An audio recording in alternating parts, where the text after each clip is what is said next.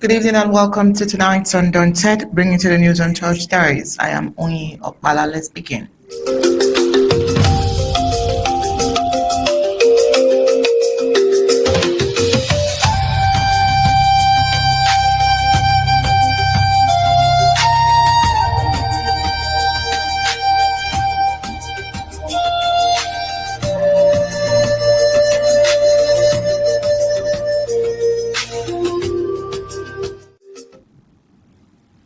For 9 long years, the land of Ambazonia has bled in silence while the world watches from a distance.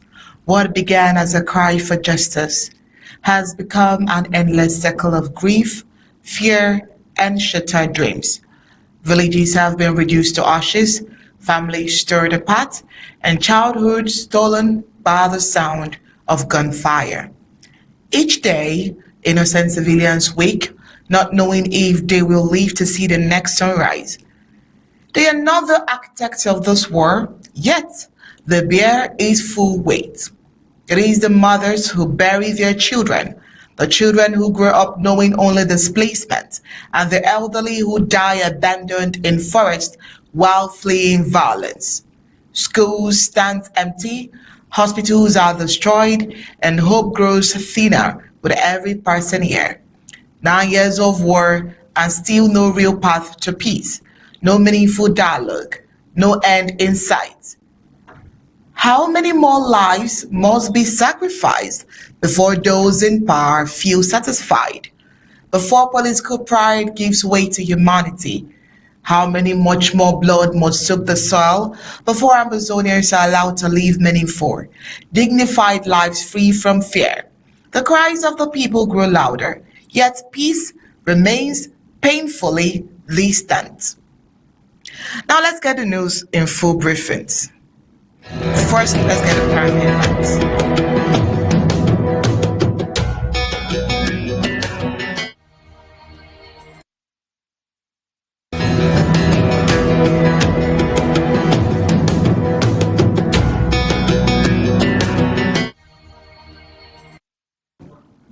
Here are the prime headlines for tonight. Students in Bambili turn Monday goes down into fitness frenzy. Also tonight, tensions rise between Ambazonian fighters and Mbeseha and Ngoketundjia over roadblocks.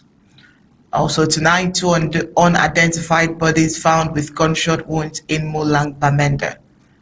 Tonight, Father Francis Samamuna challenges Bishop's call for political distance in the Cameroon.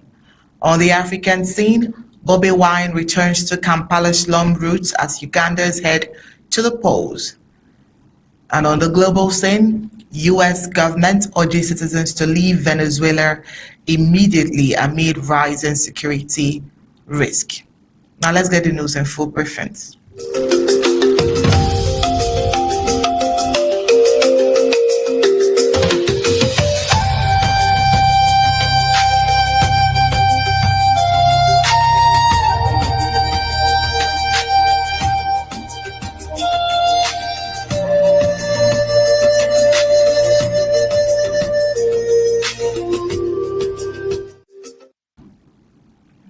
University students in Bamenda, chief town of the Federal Republic of Ambazonia, have found a way to stay fit and healthy despite the ongoing Monday ghost town, a day when schools and businesses are closed.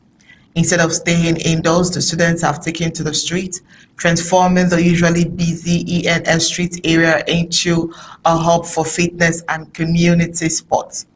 Every Monday morning, the quiet streets come alive with the sound of students engaging in group workout, sports, and street skating. The students have made the most of the situation, using the day to stay active and maintain social connection. The streets have become the gym, said one of the students. Since there are no cars and no schools, it is a perfect time for us to come out, exercise, and practice their skating. Dozens of young people gather on the ENS streets, turning a day of enforced rest into a day of sport. This initiative marks a growing trend among the youths and even the elderly to find positive outlets and stay active despite the ongoing challenges. The students' enthusiasm and creativity have turned a potentially dull day into an opportunity for physical activity, socialization, and community building. Barrister Mbeseha, it's been a long while we got reports from the home front as it concerns the ghost town. But it's good. Second week of January 2026, we are getting this report that shows people still understand what the ghost town is. Although I can't remember that you frown at people even coming out of their homes to engage in sporting activities. I don't know if I'm correct, but there was a time you were thinking that people should stay indoors, not even coming out for the sports. But here we have it, a proof that, I mean, the ghost town is being respected. There are no cars, there are no motorcycles, no activities, no shops, just people out there having sports and activities. What would your stand be on this? Let me correct one thing. I did not frown at people going out for sports. No. The issue then was people using ghost town to go do community development, clear the roads. And I said, I remember that the government will soon get into that and call it a community development day. And therefore, people should not do that. What is going on now, people using the time to do sports, there's nothing absolutely wrong with that. They are making the best use of what they have. Sports is a personal thing for your personal health. So you can do that. I don't see anything wrong with that. That is not a disobedience of ghost town. Lockdowns and ghost towns are meant to shape public defiance, closing offices, public places like markets. That's what is important. If you can make the best use of that time doing your sports, why not even organize a discussion in your room with your wife, with your children? To debate, to talk history. That's educational. Absolutely nothing wrong with that. And so I think these people are just being ingenious. 10 years into it, or now almost 10 years, or going to the 10th year, people must learn to be useful to themselves. Somebody who, for example, has diabetes and needs the sports. Somebody who needs physical therapy to stretch his or her legs. That is a good exercise for yourself. I can only encourage them and say they have got some ingenuity, they are ingenious. As long as they're there, you don't see any motorbikes driving around, you don't see any cars driving around, everybody knows that ghost town is effective. Even if the mayor, even the DO, the governor, decided to go to his private gym and exercise himself, so be it. We're not there to rule in their private lives. And so we think what is being done in Bamenda should be emulated. You don't have to make use of, you have to make the best use of what you have. If you can transform that into something that benefits you physically, intellectually, or otherwise, that will be a wonderful achievement. Thank you, Bamenda. Thank you for those who thought about that. That's a good initiative. Go on, let others emulate what they are. But keep the spirit of the lockdown intact. No offices open, no marketplaces open, nothing commercial, nothing official. That's the language that we speak. That's the language that we want people to understand. That's why they already understands. Unless nobody does what they can do. If we don't do it, they can come down the street and shoot you down and call it ghost town. They've been shooting people even in hospitals. That will not be news. But this exercise is not a bad idea. Barrister. Moving on, let's get into Bui. Tensions are escalating between Ambazonian fighters operating in Bui and their counterparts in Ngoketundjia following reports of roadblocks and the targeting of civilians traveling between the two areas.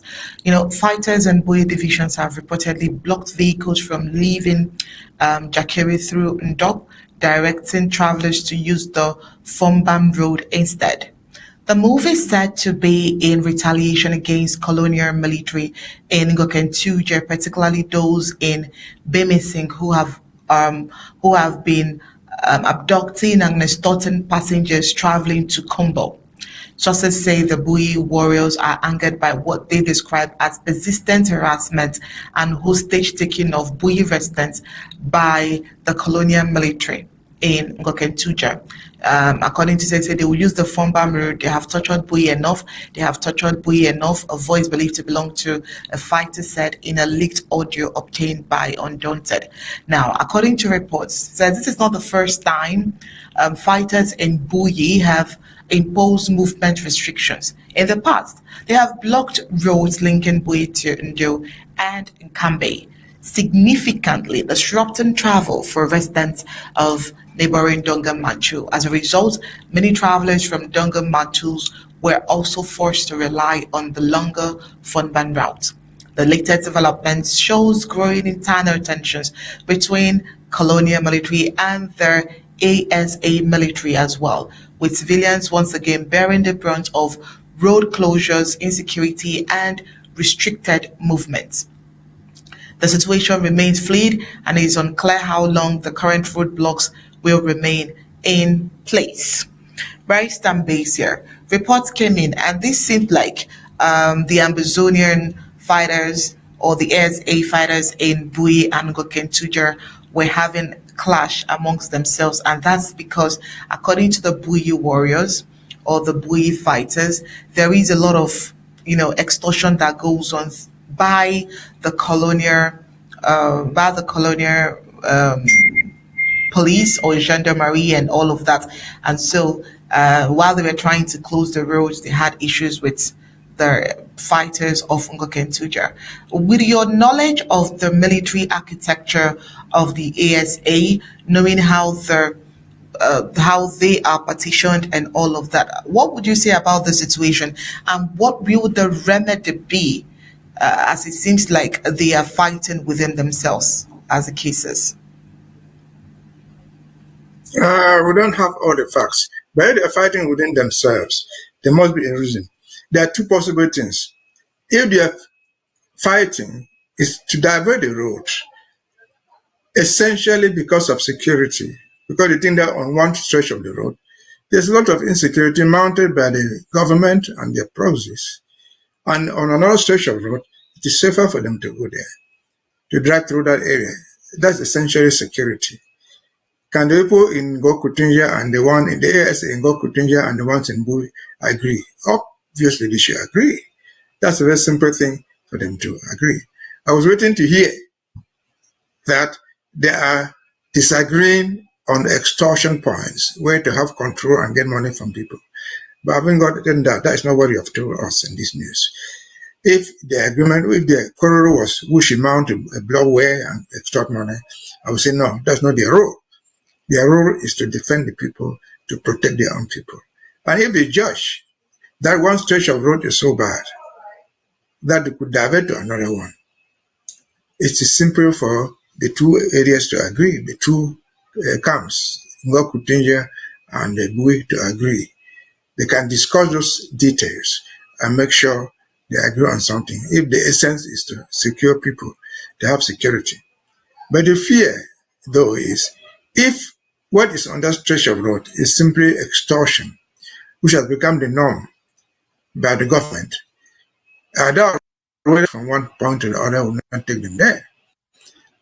Last week, the last sermon we had, where two military guys or policemen were shot down. On their way to their job, what was their job? They went to their control point. So, what's the guarantee that if the road passes on our way, they will not jump there with cycles and go to extort from the travelers on that portion of the road? Those are all possibilities. But bottom line, Ngoketundjia and should have this thing sorted out for the sake of the people. If it means spending a few more hours on the road for you to be safe, that is worth it.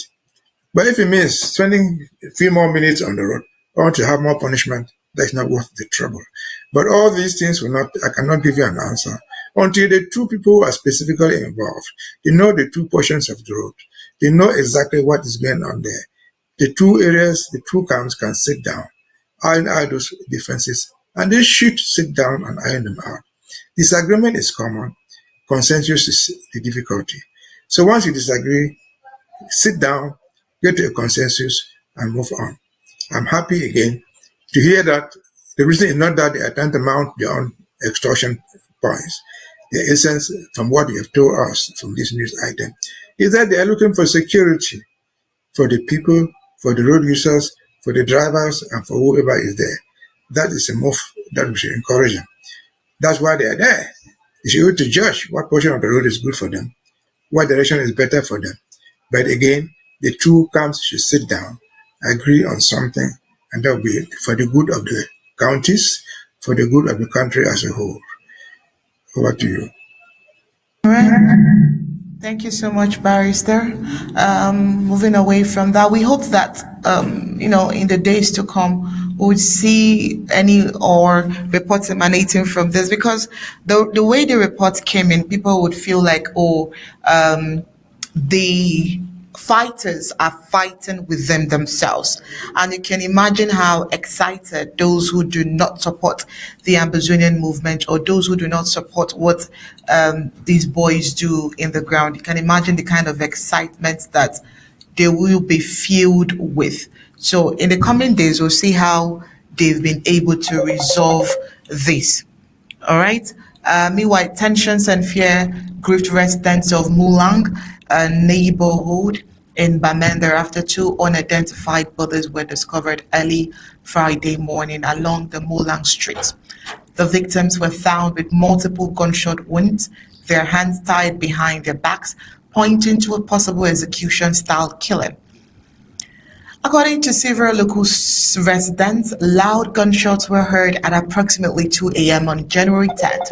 At the time, many residents remained indoors out of fear, a common reaction given the prevailing insecurity in the area. It was only at daybreak that passerbys reportedly stormed upon the lifeless bodies lying by the roadside, prompting alarm and call to local authorities. Eyewitnesses' accounts indicates that the condition of the body suggests that the victims may not have been killed at the exact location where they were found. The tied hands and visible injuries have led residents to believe the individuals were abducted, possibly tortured, and later dumped at Mulang. The identities of the victims remain unknown as of the time of this report. No identification documents were reportedly found on them, and authorities have not yet confirmed their ages, origins, or whether they were known residents of the area. Security forces later arrived at the scene and sealed off the area to allow for preliminary investigations. The bodies were eventually removed and transported to a mortuary for further examination and possible identification. As of now, no official statement has been issued detailing the cause or death beyond the apparent gunshot wounds, nor has any group claimed responsibility for the killings. The incident has sparked renewed fear among residents, many of whom say such violent discoveries have become increasingly frequent. Community members are calling on authorities to identify security patrols and conduct a thorough investigation to identify the perpetrators and prevent further violence. Local leaders and civil society voices have also expressed concern, urging calm, while demanding accountability and justice for the victims. Investigations are ongoing, and the residents have been encouraged to provide any relevant information that could assist authorities in shedding light on the incident. This latest development adds to growing concerns about safety and human rights in the area as communities continue to grapple with insecurity and uncertainty. Right, Mbeseha, people being tied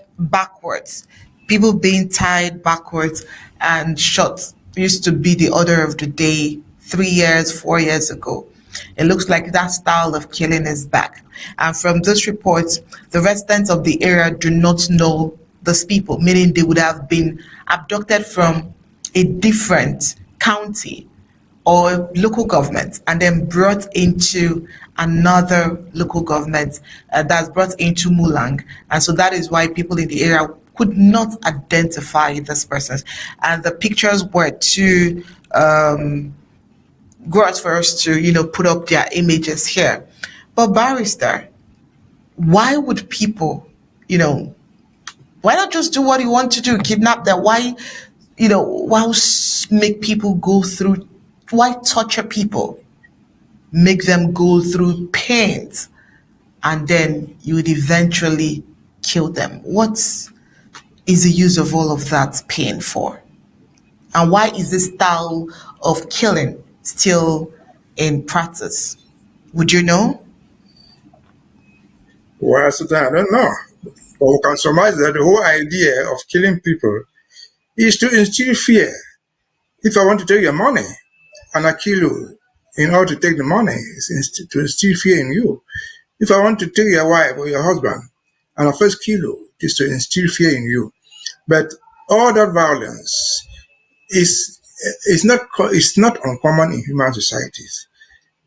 What happens is that when those things occur, there's something they call government that interferes, investigates, bring the perpetrators to justice.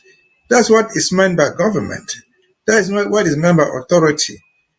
What you are reporting today is not new. It has happened so many times, particularly in Mulang. One would think that the people in Mulang were born to suffer the pain of whatever thing is going on without questions asked. I've asked this question many times before. Mulang is somewhere in Bamenda. And in Bamenda, as far as Ambazonia is concerned, they have all the forces that are there. Policemen, Commissioner 1, 2, 3, 4, 5, General A, B, E, F, Governor A, B, C, D, E, F, prefects, and so on and so forth. These are supposed to represent the symptom of a state, of law and order. Where are they? There was once upon a time, if something happened somewhere in Bamenda or happened like that in Garawa, somebody would sit down there and vibrate and call himself a Tanganji, Minister of Territorial Administration, who is supposed to be overseeing the territory. Is that ministry still there or it is dead? Certainly the ministry is there, but they are giving up on Ambazonia. 4, 5, 6, 7, I think 2019 or so, we saw what happened, for example, in Pin. They went and killed people, slaughtered children in a hotel, parked them in pickup trucks, and hate themselves for doing it.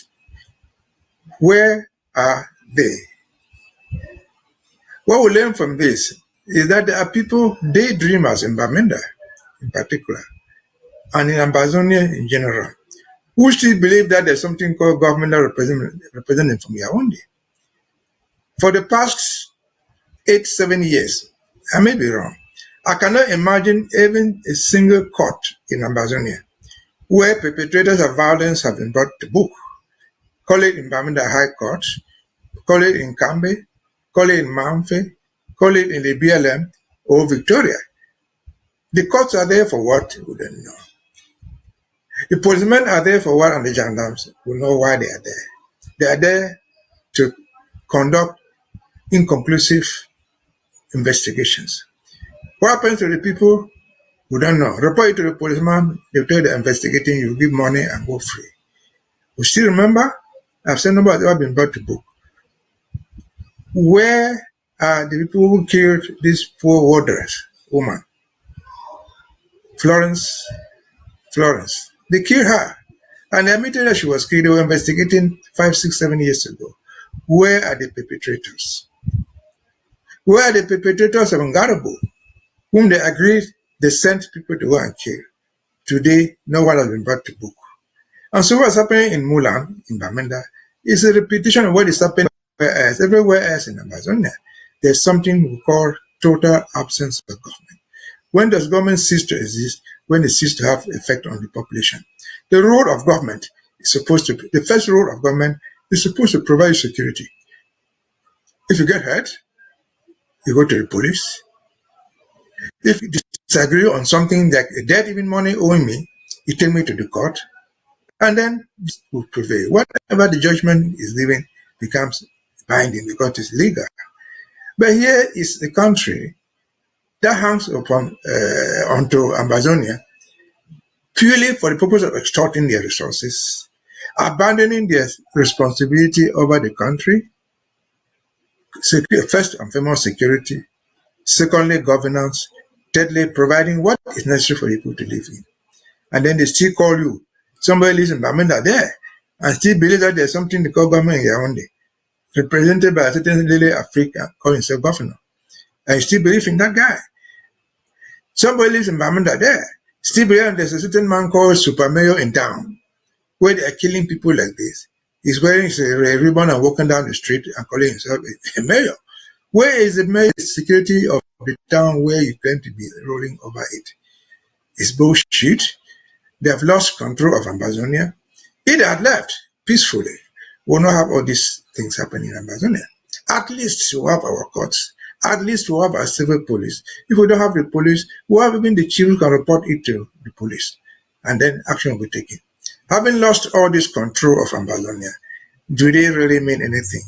Again, I've said, what's happening in Mulang is just symbolic, because the same thing is going on in Limbe. The same thing is going on in Dop. It's not going on in Mamfe. The same thing is going on even in Nakwaya or Funkanka.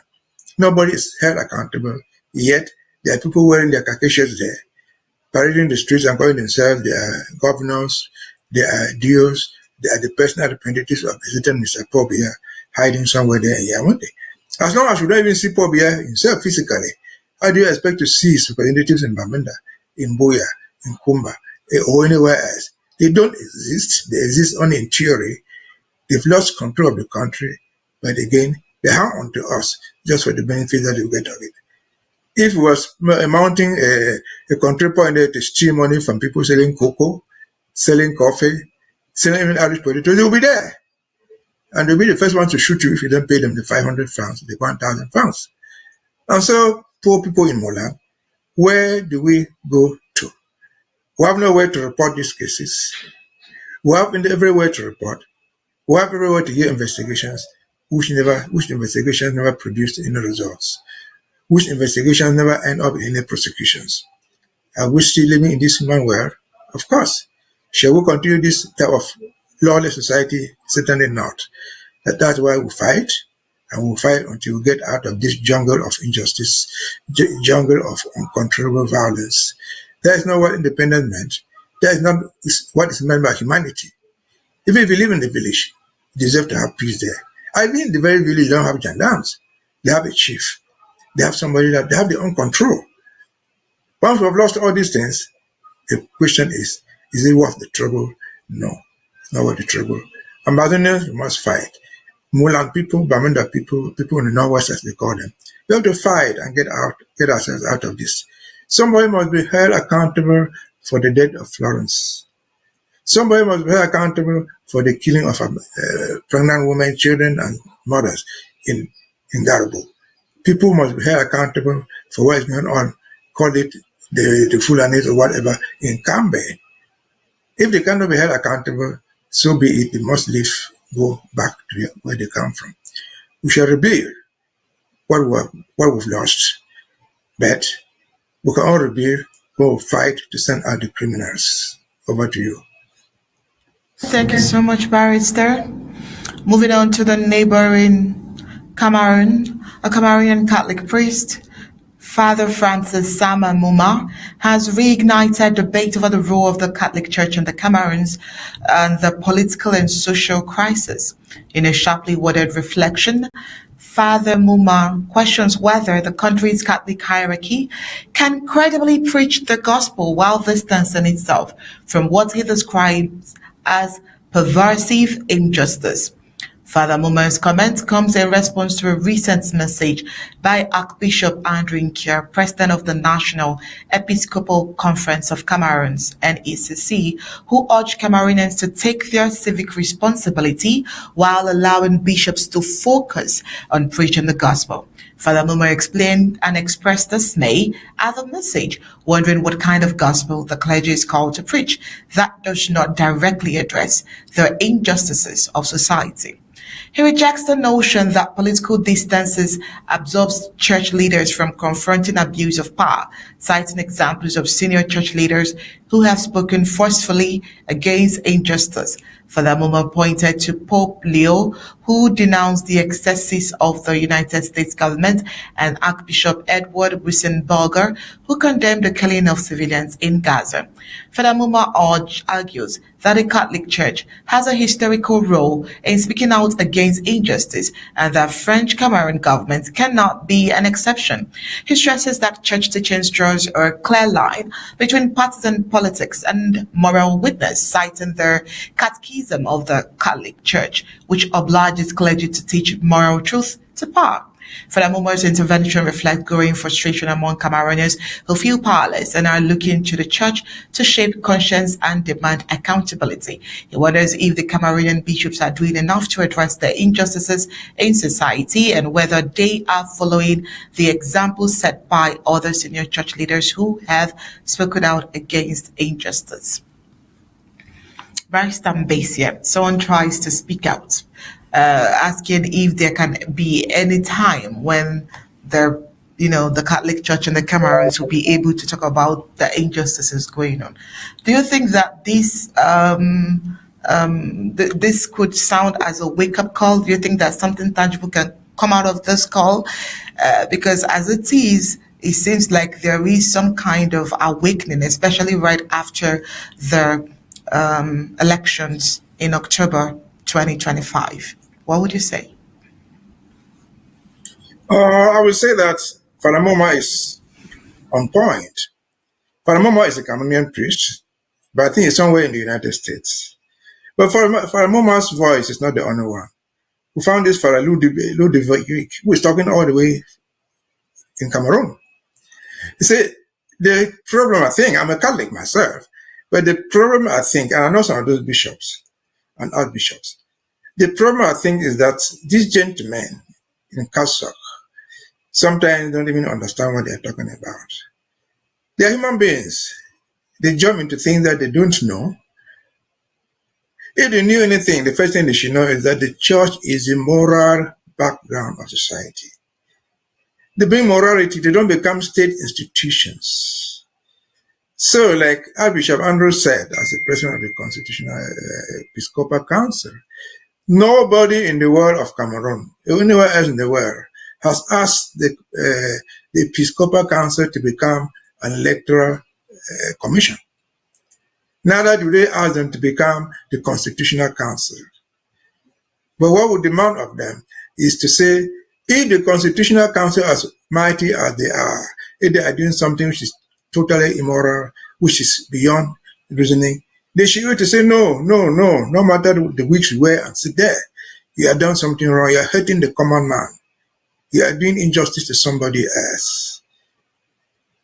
No matter how powerful the electoral commission, we call it ELECAM, is a matter of old people, educated old people, old women. No matter how old they are, if they do something wrong, the church, no matter how young that pastor, bishop or archbishop might be, she will to say, no, this is wrong. You're hurting the small man. You're hurting the small man. You're hurting a harmless person. For example, what does it? Who did not see? If the archbishops in Cameroon did not see that excluding Camto, the exclusion of Camto from just being a candidate in the presidential elections by ELECAM was widely unjust, manifestly illegal, given what they told all themselves. The ministry, which had nothing to do, said that their own website had been pirated to put somebody else in order to cheat Camto. What did the bishops and archbishops need to go back to school to learn that is wrong? They did not do that. The bishops did not need to go to know that 1 + 1 is 2. But if you say 1 + 1 is 20, you are just cheating somebody whose answer was 2. That is morally wrong. That is bankruptcy in intelligence. That's moral bankruptcy. But this is not all of the bishop. The guy is talking about the church, the Episcopal Council, which is a combination of different bishops. Different bishops, there are 26 in Cameroon, they're in all, the active ones, some are retired, but there are 26 active bishops. Are they unanimous in what the Episcopal Council president was saying? They are not. They are not. Because before, during, and after the election, the very members of that council, the Bishop of Bafoussam, for example, the Bishop of Douala, the Archbishop of Douala, for example, the Bishop, for example, they stuck their necks out to say this is wrong and cried foul. Why the naive one among them kept quiet. Even when they were meeting in Kumba to make whatever declarations that came out of there that were discussed. What happened? And I was seen as being. Some of them left the conference to go and handshake with the president. Somebody who everybody agrees has stolen the elections. You go there in cassock to receive greetings from him? That's moral bankruptcy. That's total, that's not religious. It's like Jesus Christ going to pay tribute to Herod for executing John the Baptist. And so this guy is just saying what we're saying. The church as a block must rethink itself. Again, looking at what happened in Kumba, just last week, what they are saying came from Kumba. We saw a lot of images from Kumba. We saw so many bishops there. But above all, what did we see? We saw something that are building there called the Bishop's House. A magnificent building. People have commented on that. That is what the church is supposed to do. That magnificent building there is not gotten out of money stolen from somewhere. People have contributed their money. That magnificent building is not to house the bishop. It's called the Bishop's House. It will comprise offices of the church, residences of retired pastors. Have they begged money from anybody? No. Compare that. Just compare that to what happened in Bamenda not too long ago, a few months ago, when they purported to come and inaugurate a refurbished cathedral in Bamenda, suspiciously done with government money. And that's why they will invite the representative of the president of the republic to come there and give a speech. Is that really what the church is about? No. The church can build mountains. They can build their own monuments, but they don't need to do it from corrupt sources. And so I'm just giving that as an example. People saw that large building in Kumba, they were complaining. But you have not heard anybody say the government gave them any money. They contributed their money out of the pocket. They do what is good for the church there. Their priests retire there. Their offices will be there. No question asked. But you go to Bamenda, somebody is trying to replenish his cathedral. He gets money from the government. Does that? A government which is killing the ordinary man. The government which is shooting people right there in Bamenda. The government which is sending their soldiers to go and extract patients from Catholic hospitals and execute them. I get money. You stand there and say, you're doing religious work. No. The religiosity is not in the castle that you wear. It is in how you conduct yourself. And then they are showing the Pope. That's Poblio. Then just look back to how that man got there. He's an American from a good family. But how did he get there?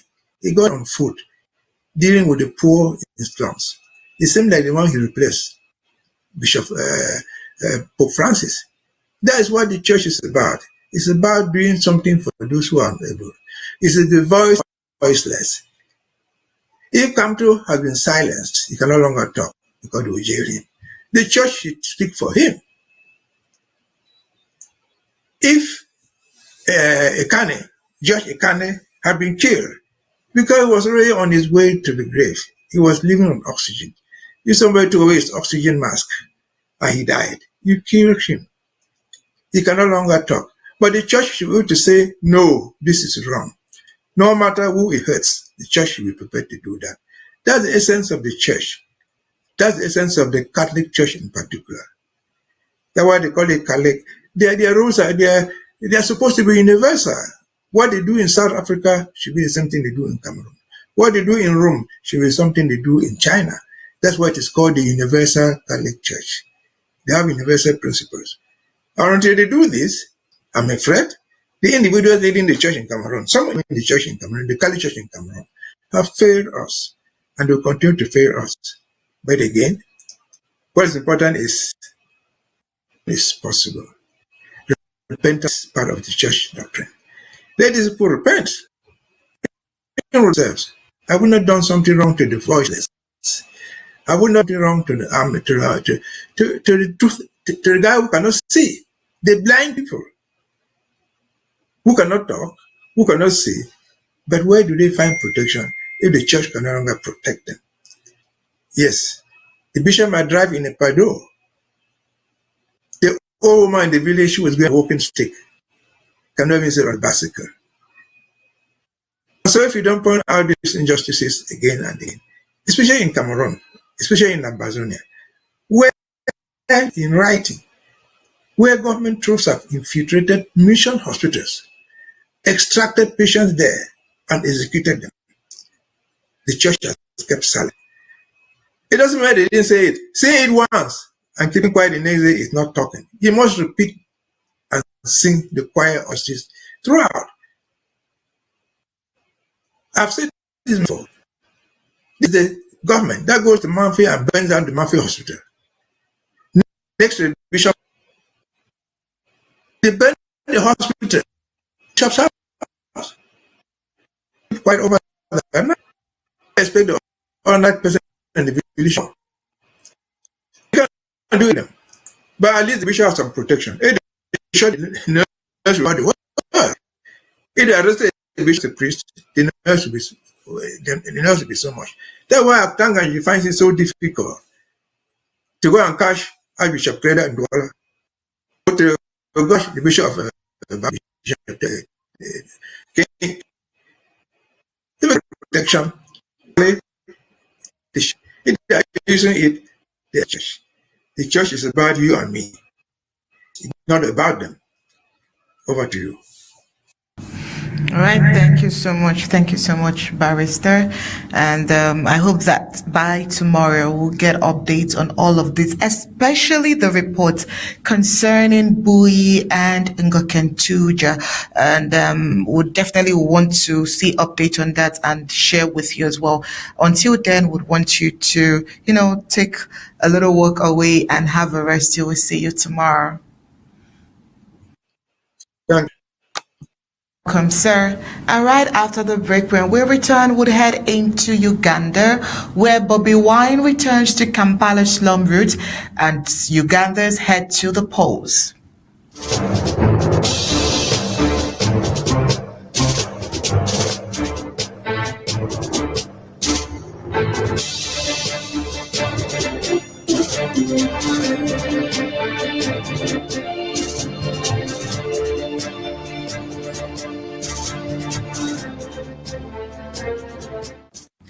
Ugandan opposition leader Bobi Wine on Tuesday took his presidential campaign back to the crowded Kampala neighborhood where he grew up, seeking to energize supporters ahead of Thursday's national election in a contest widely seen as a referendum on nearly 4 decades of President Yoweri Museveni's rule. Wine, a 43-year-old musician turned politician whose real name is Robert Kyagulanyi, is challenging Museveni for the presidency for a second time. In the 2021 election, Wine secured about 35% of the votes against Museveni's 58%, a result that cemented him as the most prominent opposition figure in the country and a symbol of resistance for many young Ugandans frustrated by unemployment, rise in living costs, and allegations of corruption. Addressing supporters in the densely populated slum area, Wine portrayed his candidacy as a voice for ordinary citizens, particularly the urban poor and working class voters who form the backbone of his support. However, his campaign has again been overshadowed by concerns over political repression. Several of Wine rallies in recent weeks have been met with heavy security deployment, with police and military units dispersing crowds using tear gas and, in some cases, force against his supporters. Right groups and opposition figures say the crackdown highlights the shrinking space for political dissent in Uganda, allegations the government has repeatedly denied. As Ugandans prepare to vote, the election is being closely watched both domestically and internationally, with observers focusing on whether the process will be free and fair and whether opposition candidates like Wine will be allowed to campaign without intimidation. When we return from the break on news across the globe, we'll head into the U.S. where U.S. citizens urge to leave Venezuela amid rising security risk.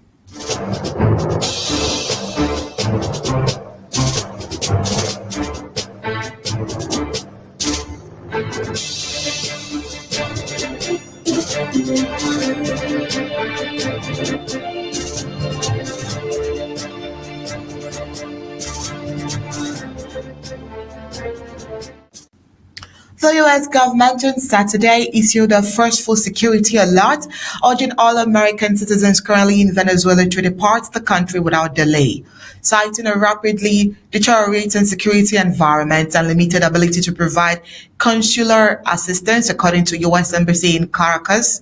In its alert dated January 10th, the U.S. Department of State reiterated that Venezuela remains at level 4, do not travel, the highest warning, reflecting what it described as severe risks to Americans, including wrongful detention, torture, terrorism, kidnapping, arbitrary enforcement of local laws, crimes, civil unrest, and poor health infrastructure. Officials highlighted credible reports that armed malicious groups, locally known as collectivos, have been setting up roadside checkpoints and searching vehicles for signs of U.S. citizenship or support for the United States. A development Washington says significantly increases threats to American safety. The advisory also stressed that the U.S. government is currently unable to provide emergency or routine consular services in Venezuela, where the U.S. Embassy has not had operational diplomatic staff since 2019. As a result, citizens are being urged to plan their departure now that international flights have resumed before conditions potentially worsens. The escalation is warnings, and it comes amid broader instability in Venezuela after recent high-profile political turmoil, including the reported capture of President Nicolas Maduro during a U.S. operation, which has contributed to tensions and unpredictable security conditions nationwide. Venezuelan authorities have denied that the security alert reflects the reality on the ground, calling such claims unfounded and asserting that the country remains peaceful and stable. U.S. citizens and lawful permanent residents in Venezuela are being advised to leave immediately while they can avoid unnecessary travel within the country and remain vigilant to evolving conditions affecting their personal stay.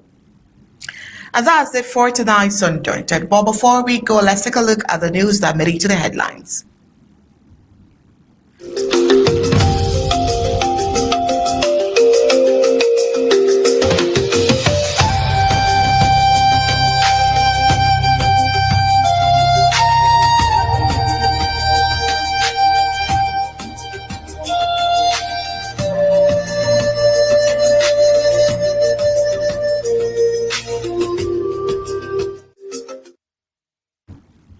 Tonight on Undaunted, we told you that students in Bambili turn Monday goes down into fitness frenzy. Also tonight, we told you that tensions rise between Ambazonian fighters in Bui and Ngoketundjia over roadblock and hostage taking. We told you tonight that 2 unidentified bodies were found with gunshot wounds in Mulang, Bamenda, and also Father Francis Samamuma challenges Bishop's call for political distance in the Cameroons. On the African scene, we went to Uganda, where Bobby Wine is returning to Kampala slum route as he heads to the polls on Thursday. And on the global scene, we told you that U.S. government has urged citizens to leave Venezuela immediately amid rising security risk. And that's it for tonight's Undaunted. Bringing to the news on 12 stories. On behalf of Barrister Mbeseha and a team of technicians behind tonight's production, it's good night and God bless.